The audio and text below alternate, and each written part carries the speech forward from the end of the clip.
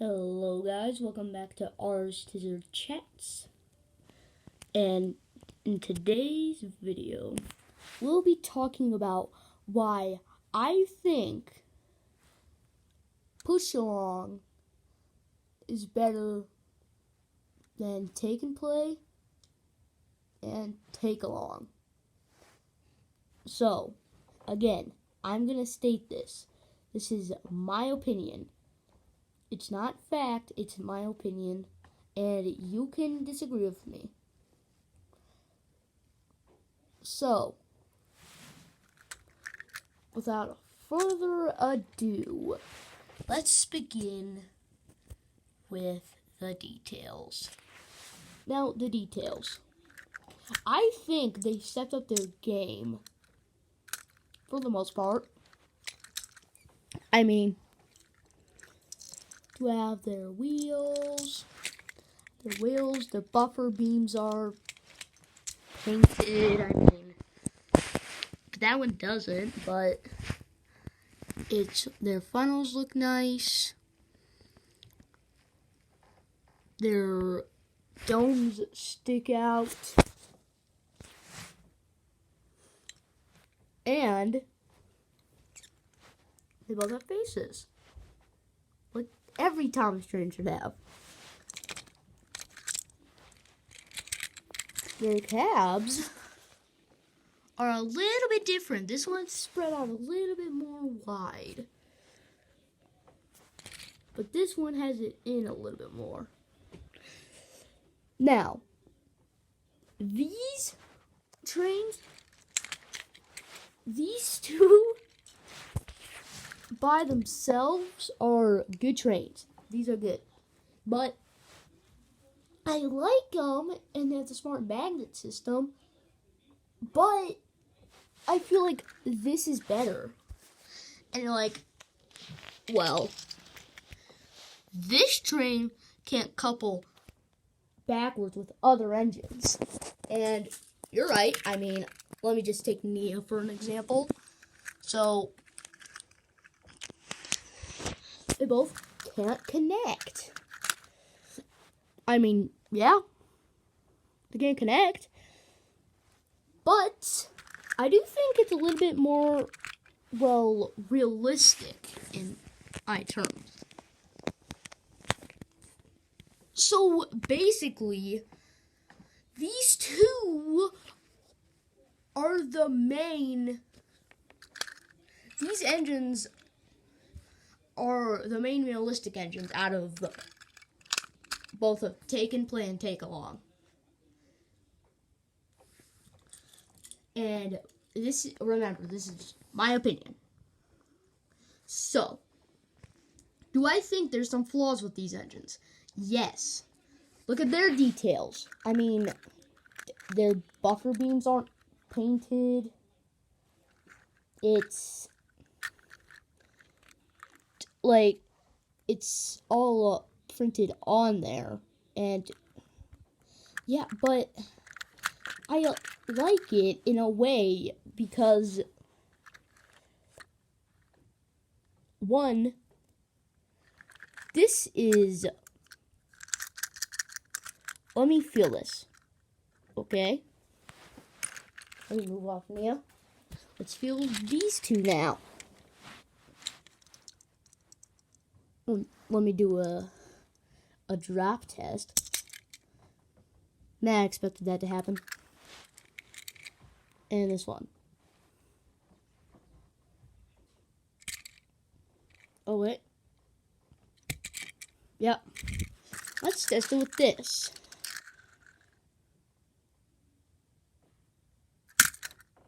Oh. Well, you can still kind of see that this time, if you were to make it fall to the ground, it would take less damage. And this is cross-compatible. Yes, that's another great part. You can put it on wooden railway tracks. You can put it on Trackmaster tracks, which was its main purpose. But it's cross-compatible. I mean, who would turn this down? I mean, hear my other opinions. But we don't need to talk about that right now.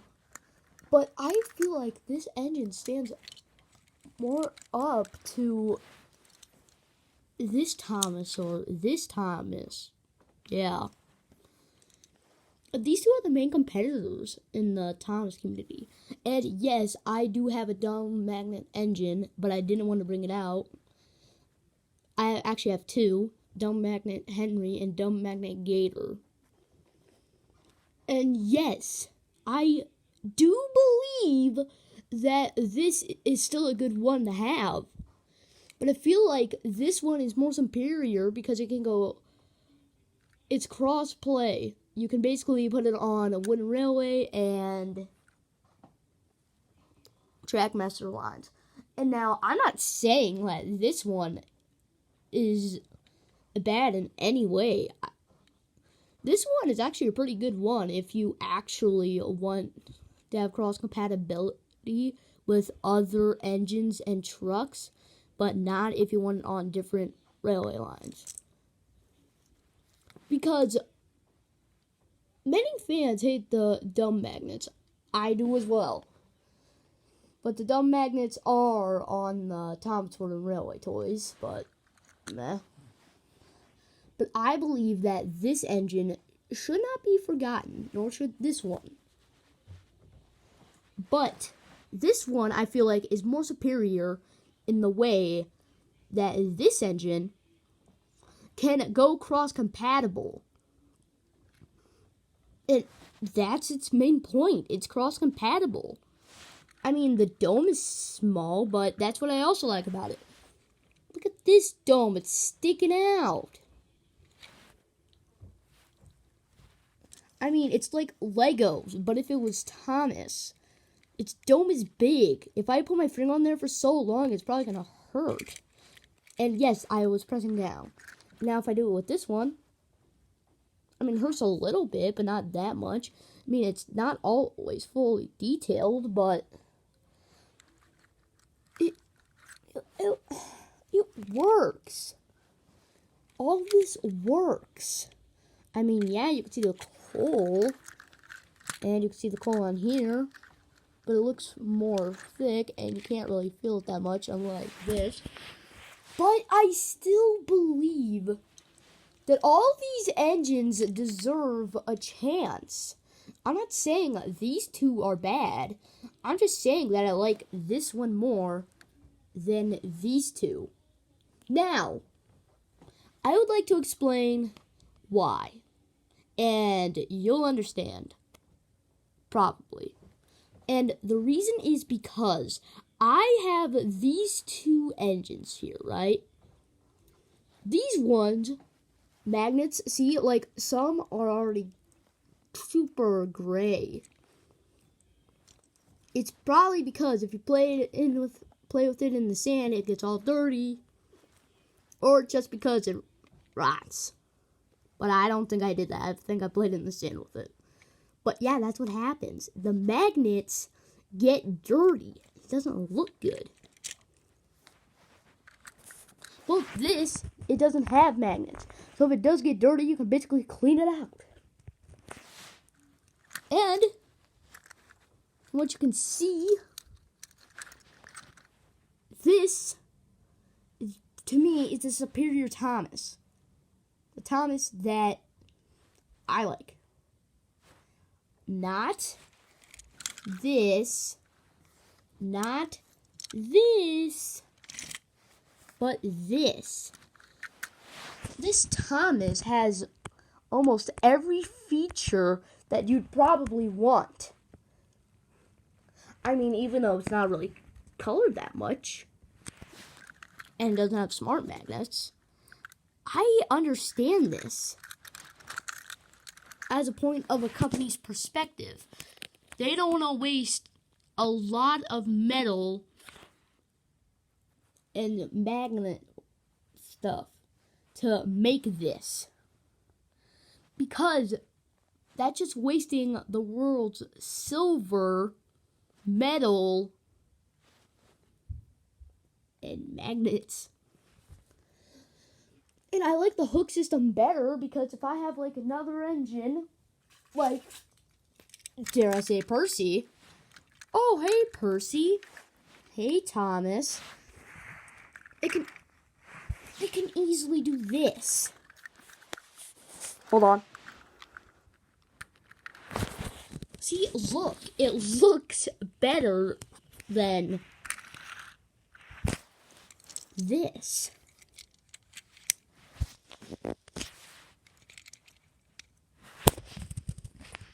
It doesn't look that realistic. Whilst this does. And I think this makes it hold on stronger. So, you're like, I've made my argument. This is better. But I also got to say the pros and cons of this. So, pros. It's not wasting a lot of metal and magnets, for one. Cons. For most people, it's because of this. That they can't connect together.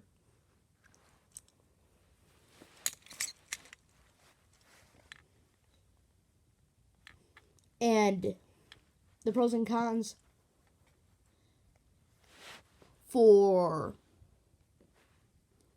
these are has smart magnets and can connect well. But I still believe this one is superior. It's cross-compatible while these two are not. This is the Thomas I like. Because it's cross-compatible. And it wastes less silver, metal, and magnets. So basically, this is what I like to call the most superior Thomas. And if you disagree with me, that's fine. This is my opinion. And I like how they do with the system. Because even though these two are cross-compatible with touching each other, this one can connect to Trackmaster engines. Yeah! But seriously, this one is good. And you're like, you keep saying that. Oh, yeah, I forgot about another thing I need to talk about. It's the Tomy era of Thomas. Yay! So, what do I think on this, you might say? Well, I mean, for me, it's kind of fine, but for other people, they're like, no, this is treason. Treason upon treason. And I am just surprised by this. They're like, it's treason upon treason upon treason. There is no reason this needs to exist. Well, I'm just gonna talk about this quick. This was basically the era of Thomas and Friends, like around Day of the Diesel, where they had this face of Thomas and this face of Diesel 10. Yeah. I would be scared if I actually, bought it on sales day. Like, I mean, who would want to see this Thomas? Like, it's horribly animated Thomas face, and this is horribly animated Diesel 10 face. I mean, There's no reason to do this. Except when the movie Day of the Diesels came out, this is what they had.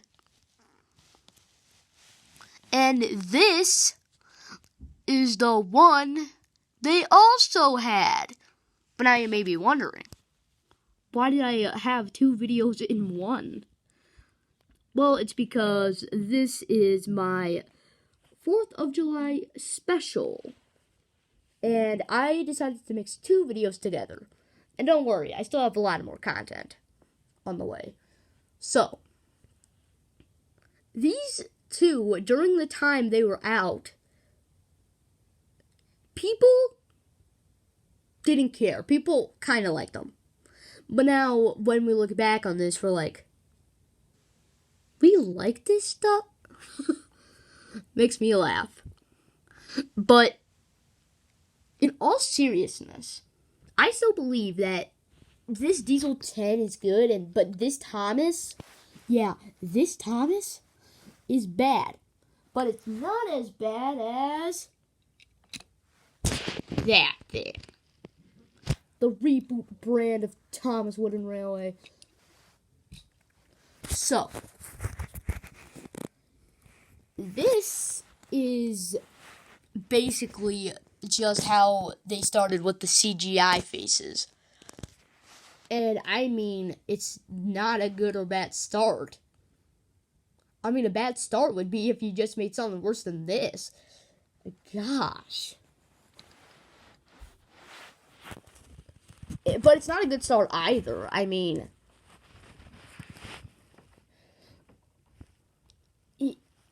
it doesn't really look like it, but I mean, you got something close to it. I mean, you got something close to Diesel 10, but meh, that's my opinion. And this is one of the most reasonable arguments I can say I can possibly agree with. That they knew how to make a somewhat animated face onto a train. And I can fully agree.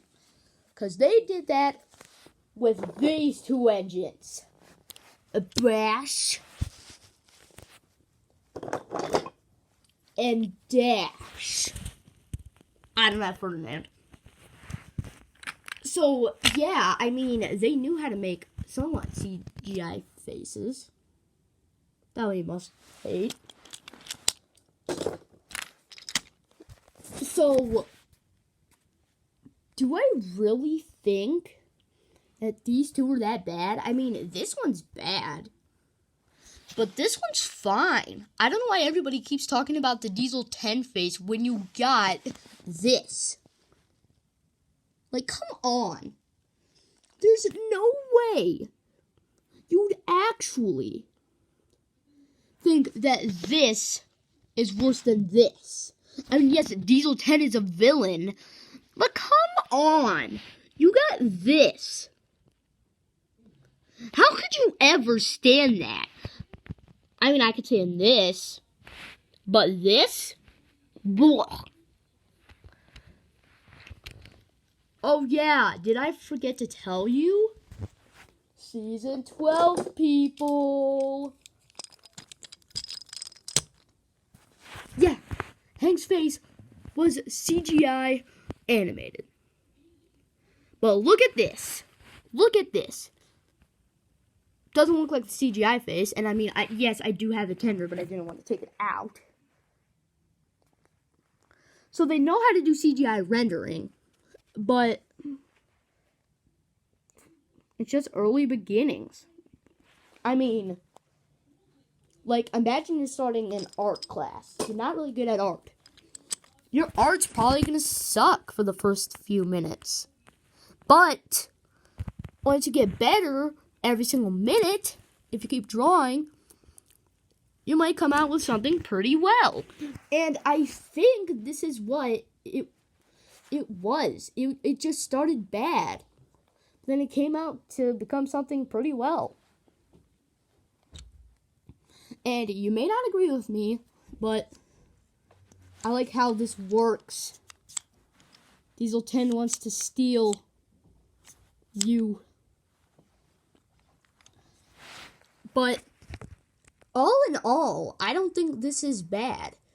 And so I think that these things are still good. Most of it, anyway. So I hope I can see you in the next video. And this is where I'm going to cut off. Goodbye.